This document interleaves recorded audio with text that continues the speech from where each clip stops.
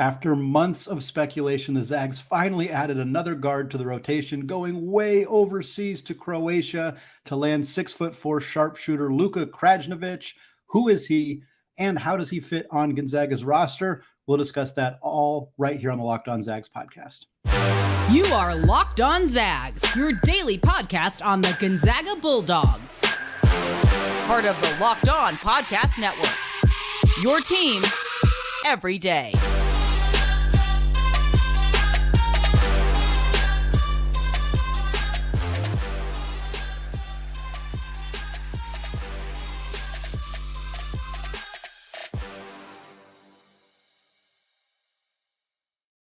What is going on, y'all? Welcome to the Locked On Zags podcast, part of the Locked On Podcast Network, your team every day. I'm your host and longtime Gonzaga podcaster, Andy Patton, here to give you news and updates on all things Zag athletics. Today's episode of Locked On Zags is brought to you by LinkedIn Jobs. These days, every new potential hire can feel like a high-stakes wager for your small business. That's why LinkedIn Jobs helps find the right people for your team faster and for free. Post your job for free at linkedin.com/lockedoncollege. Terms and conditions apply.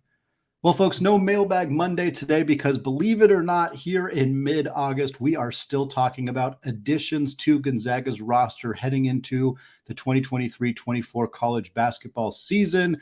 Instead of Mailbag, we're going to take a full look at who Luka Krajnovic is, how he might fit into Gonzaga's lineup, into the rotation for this year and beyond, and whether we think Gonzaga's roster is actually set. They still do have one scholarship left. What does that mean for the Zags? We'll get into all of that in a jam-packed episode of Locked On Zags today, starting with a brief discussion of who Luka Krajnovic is, because I suspect for most of you, myself included, this is not a name that we had heard about very much. There had been a few rumblings of international players potentially being on Gonzaga's radar. It was not a shock necessarily to see Gonzaga go that direction. We'd been talking on this podcast, for those of you who are everyday listeners, you've heard me talk about the kind of lack of talent at the positions that Gonzaga really wanted to add. Namely, they've been looking for a bigger guard to add to the rotation, really ever since Malachi Smith confirmed that he was going to stay in the NBA draft process. They looked at Paul Mulcahy, who ultimately went to the University of Washington.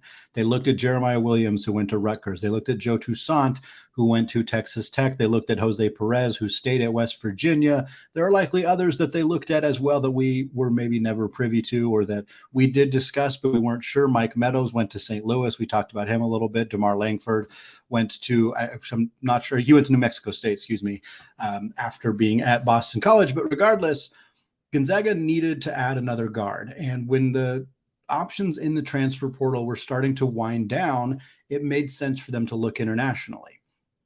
Gonzaga was not the only team to do that. Kentucky added Zvonimir Ivisic, also from Croatia. UCLA made a couple late additions from overseas. Ade Mara from Spain. They added a Turkish forward as well. Tommy Lloyd in Arizona added a couple of Lithuanians. So we have seen this European kind of connection grow even deeper in college basketball in the last month or so, really. And part of that is that we're starting to see ways for these schools to be able to pay these students and NIL for them if they have the ability to come play college basketball, which is an easier path to the NBA, even though the path from Europe to the NBA is certainly not really struggling. We've seen plenty of guys be able to do that, be first picks or first top 5 picks or whatever. So it's definitely an avenue, but I think college athletics provides a better avenue, especially if they can get paid. And I think that's the big thing here. For Krajnovic specifically, he has already signed at Gonzaga. He is going to be a true freshman in the 2023-24 college basketball season. It's signed, sealed, delivered. This is happening. He is a 6'4" guard from Croatia. As we said, he played for Bosko Zagreb last year in Croatia prior to signing here. And his numbers last year for his team Bosko in Croatia were excellent. 17.6 points per game, 4.4 rebounds, 2.6 assists. Very efficient score as well, 58.5% on two-pointers. That is, for a guard, really, really good to be able to be that efficient as a two-point scorer. He also shot just under 36% from deep, about 72% from the free throw line as well. He was the league's most improved player and was also named to the Croatian League's second team. He did this as a 19-year-old. most improved player in a top level league in Croatia, to finish at 19 and do that is absolutely extraordinary. Krajnovic has already made a name for himself in Croatian basketball. He played on their U18 team in each of the last 2 seasons. In 2022 at the FIBA EuroLeague Championships for the U18s, he averaged 13 points, 5 boards, and 4 assists. Very, very productive player there. He also trained this summer with the Croatian senior national Olympic team, likely a future part of Croatia's Olympic hopefuls. We've talked about this a lot with Gonzaga and their quest to add international talent. It's not only fun to get players in from different cultures and different countries and whatnot, but as we kind of see now with the Olympics coming up, like Gonzaga will have players representing the multiple different countries. Joel Ayayi is representing France right now. Domantas Sabonis will likely represent Lithuania. We have seen Rui Hachimura represent Japan in the past. Jun Sak-yo is already connected with South Korean Olympic teams. Like, there is just a plethora of connections. Of course, Canada, Kelly Olynyk played for them. Kevin Pangos very recently cut from the Canadian national team, could end up back there depending on injuries at some point as well. So Gonzaga has really been so involved in international basketball, and adding a player like Luka Krajnovic here just continues to further that relationship that they have, especially in Eastern Europe, where they have been really strong with Sabonis, with Filip Petrusev, now with Krajnovic as well. This has been a really big recruiting hotbed for Gonzaga post Tommy Lloyd as well. And so I think it's something that to continue to celebrate with what they've been able to do. And there's a great quote by Mark Few. I read this out of the Spokesman Review. I'm not sure who he directly said it to, but discussing the addition of Krajnovic, he says, quote, "Luka is a guard that can really help us. He is versatile and has decent size. He also has a good experiences playing against older guys back home in Croatia." And I think that is a key part of this for Mark Few and for Gonzaga, is if they wanted to add a player who's going to contribute right away, and we'll talk more about that in the second segment.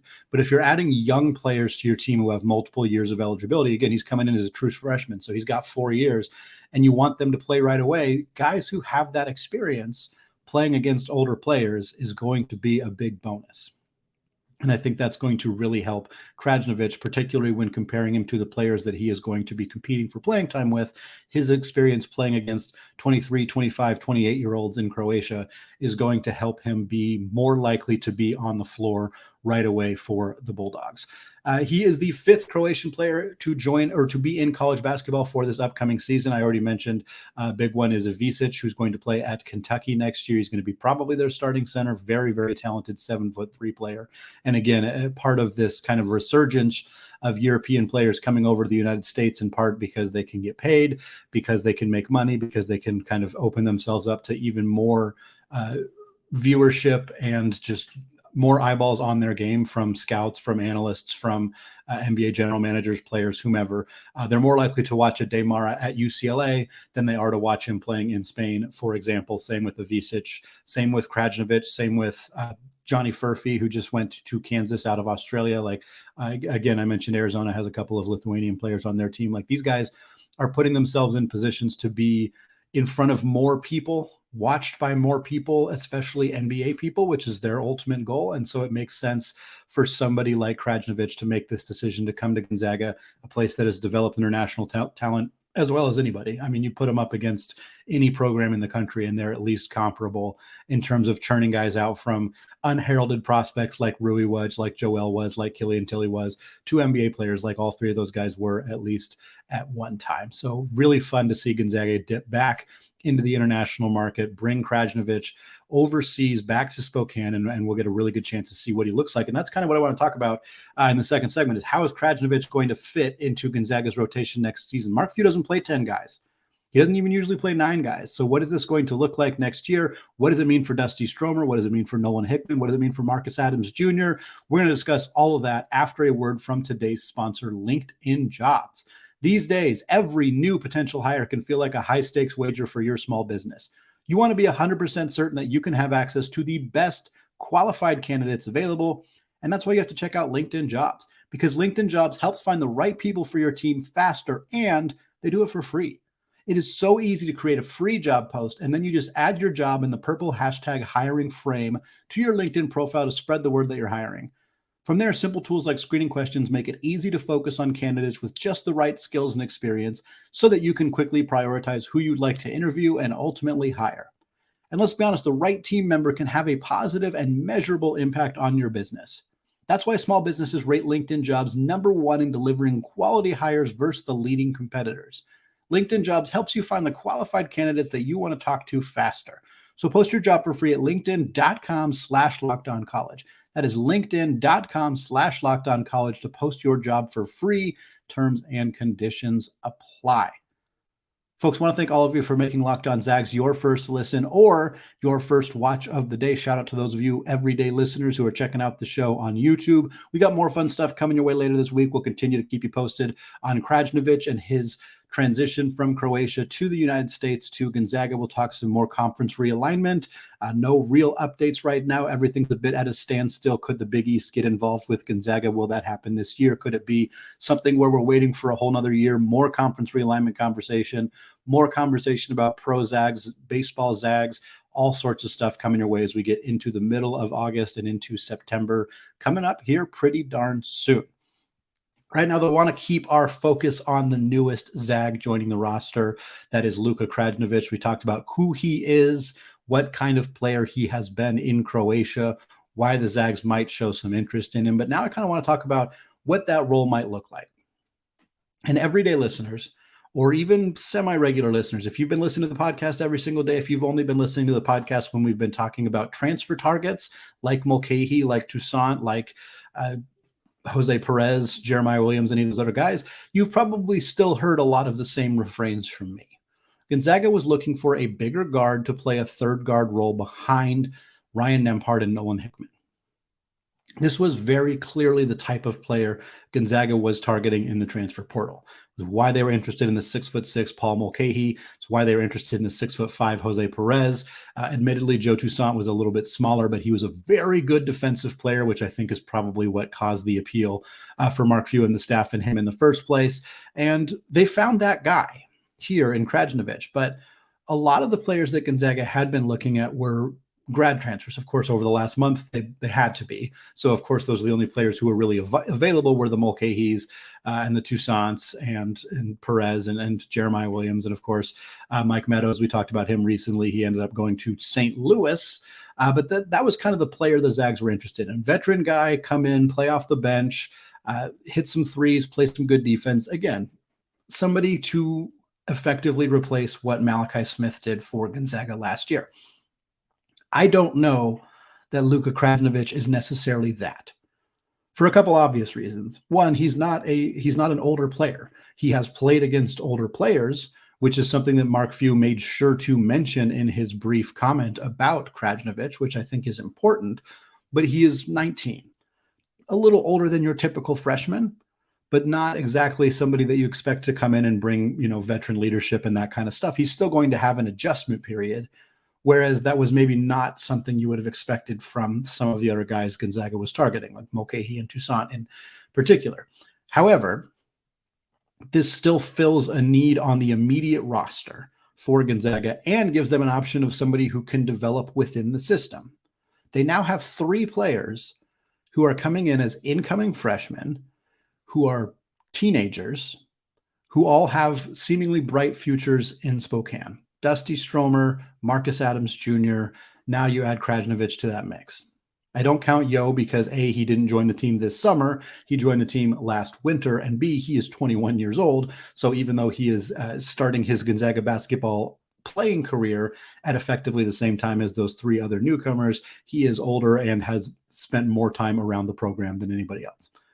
Regardless, Gonzaga has too many cooks in the kitchen.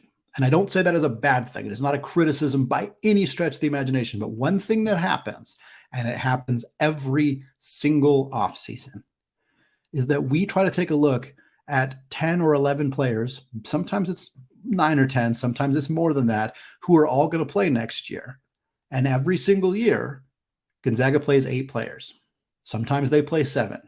They almost never play 9. And this year, there are players that many of you, and myself included, are going to have a really hard time figuring out what's going to happen if this guy doesn't play. Because I'm going to tell you right now, there are 6 players locked in to rotation spots next season. And they have been locked in for a long time. Those 6 players are Ryan Nembhard, Nolan Hickman, Steele Venters, Anton Watson, Graham Ike, and Ben Gregg. 5 of those guys will start. My suspicion is that it will be the first 5 with Ben coming off the bench as the third big in likely an increased role from last year, but a somewhat similar role, just with more minutes per game, because I don't think Ike is going to play as many minutes as Drew Timme did. So I think Ben will soak up most of those minutes. But those 6 guys are playing, and they're all playing a lot. So by my count, you probably have 2 more guys, and I count 6 players that justifiably could argue for rotation minutes next season outside of those 6. So you have the core 6 who are going to play, and then you have Dusty Stromer, you have Junsak Yo, you have Luka Krajnovic, you have Marcus Adams Jr., you have Caden Perry, and you have Braden Huff. That's 12 players. Gonzaga's going to play 8, most likely, maybe 9. But in the years that they have played 9, they usually don't play 9 for a full season. And I don't see it. I don't see 9 happening. It's very unusual in the history of Mark Few as the head coach of Gonzaga for them to play a regular 9-man rotation.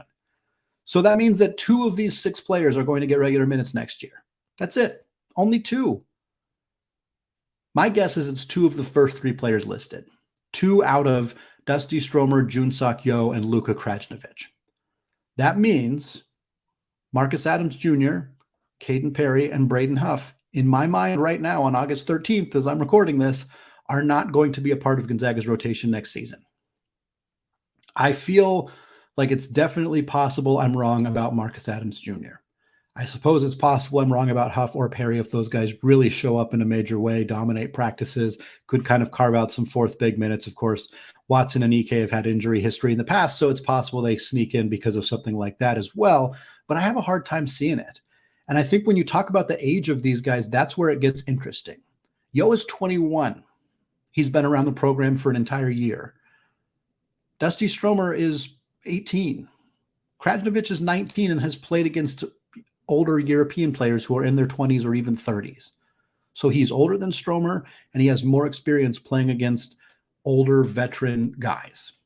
Again, Yo is 21, Krajnovic 19, Stromer is 18. Marcus Adams Jr. should be in the class of 2024.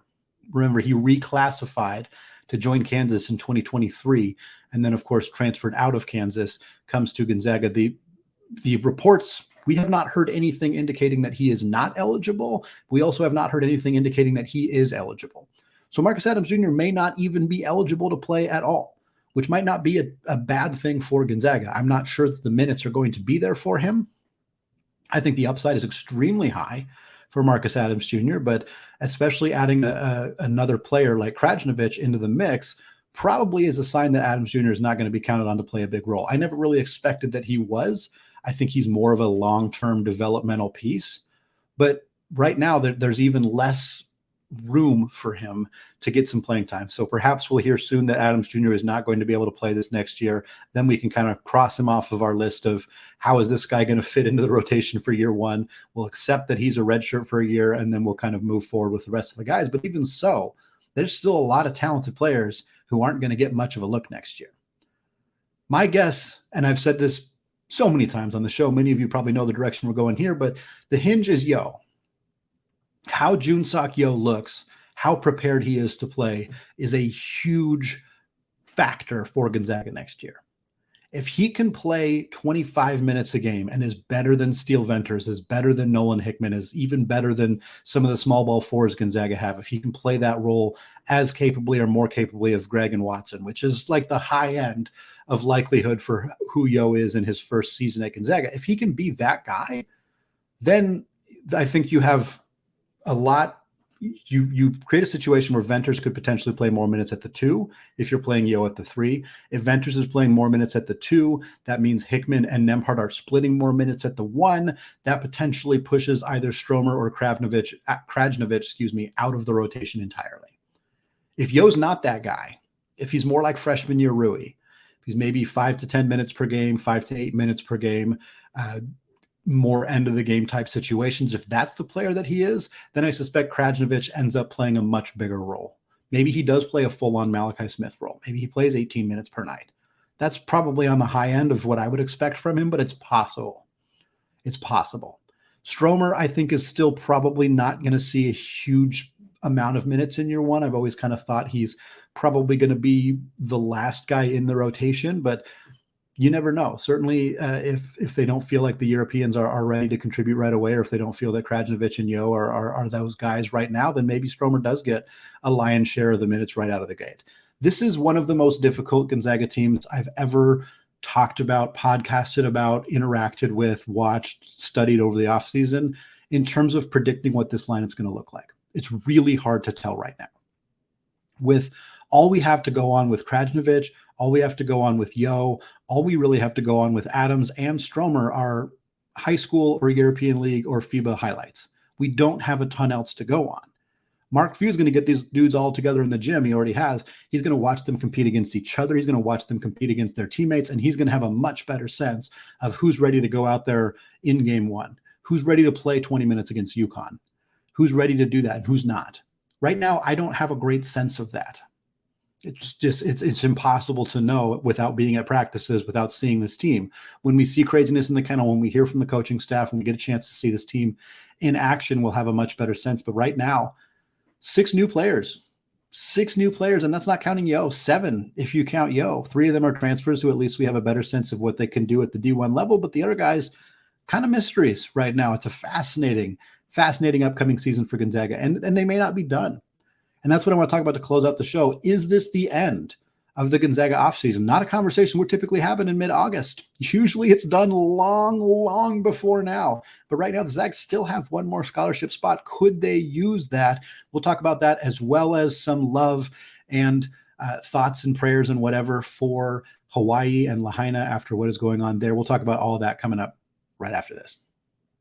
Folks, segment 3 here, still Andy Patton, still Locked On Zags podcast, moving away from talking about Gonzaga's newest player, Croatian sensation, Luka Krajnovic, who's joining the team for the upcoming 23-24 season, and now taking a look at if he is the final addition for the Gonzaga basketball program heading into next season.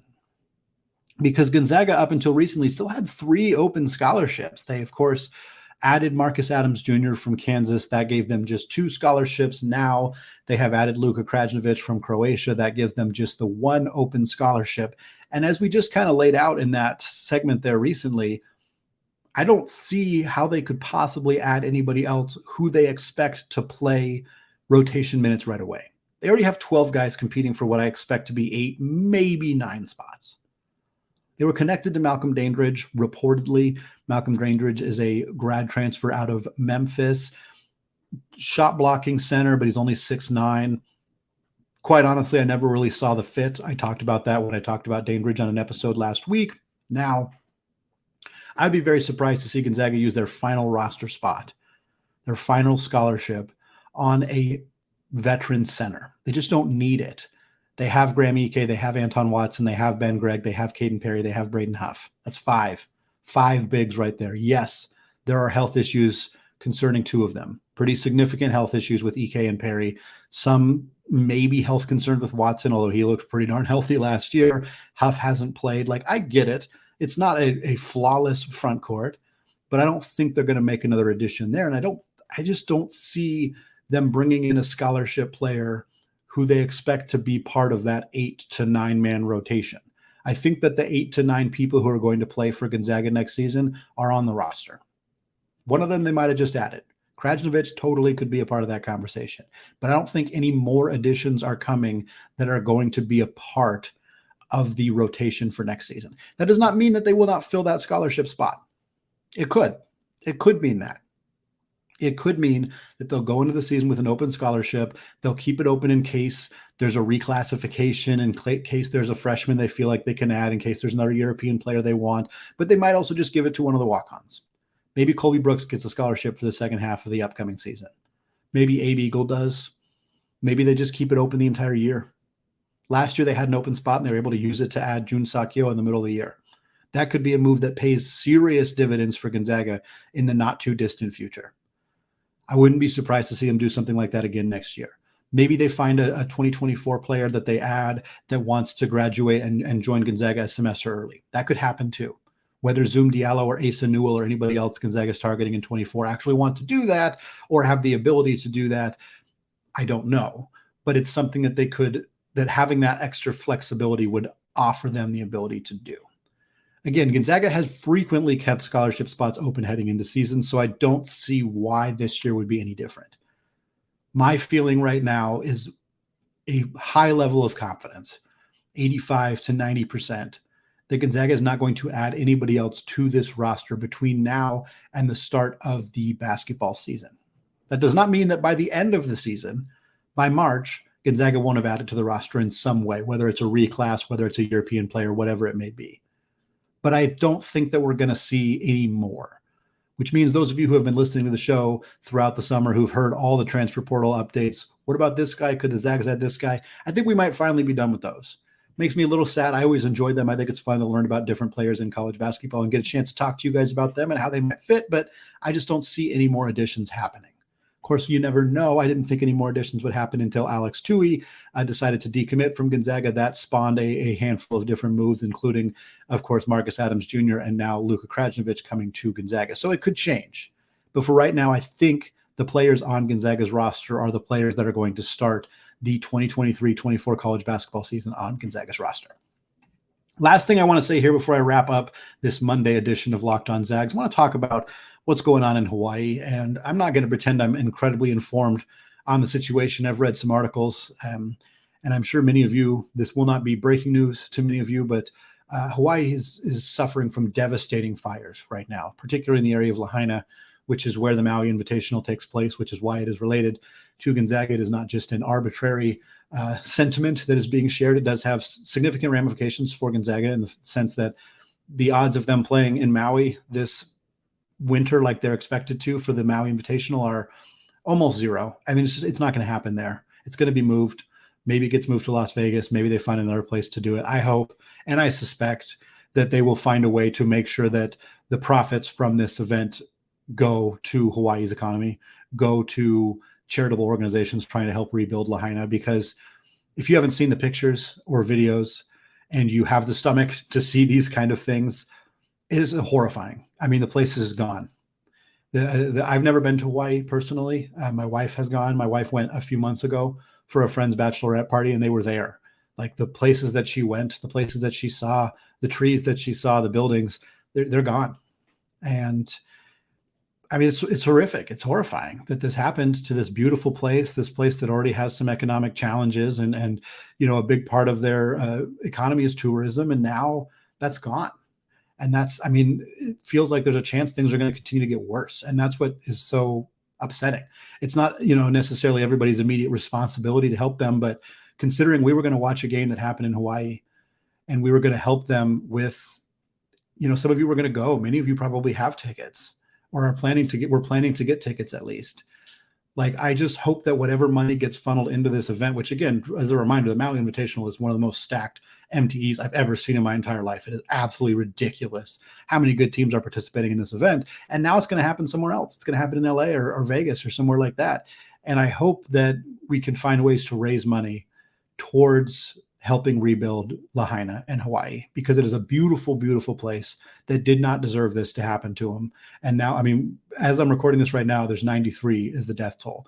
It's probably over 100, even by the time you're listening to this. And I'm going to post some links to some places that you can donate. I highly encourage, if you're capable and able to do so, that you consider clicking on them. $5 helps, $10 helps, $100 helps, whatever you have. And when we do get around to the Maui Invitational, if it's played in Vegas, if it's played somewhere else, maybe consider that as a moment of like, hey, I'm going to have, you know, X number of dollars worth of beer this night. Like, can I donate that same amount to Hawaii? You know, can I help this place that has given us so much and has been such a fun place for Gonzaga fans to congregate in the past, that is now no longer offers that? because of something outside of their control. It would be beautiful if we could help them out. So I'll post the links, check them out. I'll also post a link to our new Discord channel where we chat about all things Gonzaga basketball every day. We had some great conversations about Krajnovic as soon as he committed to Spokane. So definitely check it out. I'll post a link there as well. And that's going to wrap us up for today. So thank you so much for taking the time out of your day to listen to Locked On Zags, to listen about Luka Krajnovic. Very excited about this newcomer coming to Spokane. We'll have a lot more about Krajnovic, about the upcoming schedule, about conference realignment, about everything going on in the stratosphere surrounding this little school in Spokane, Washington. So don't go anywhere. Definitely check out the show. You can hit that subscribe button on YouTube if you have not done so yet. You can follow on Twitter. You can leave reviews on iTunes, all sorts of good stuff.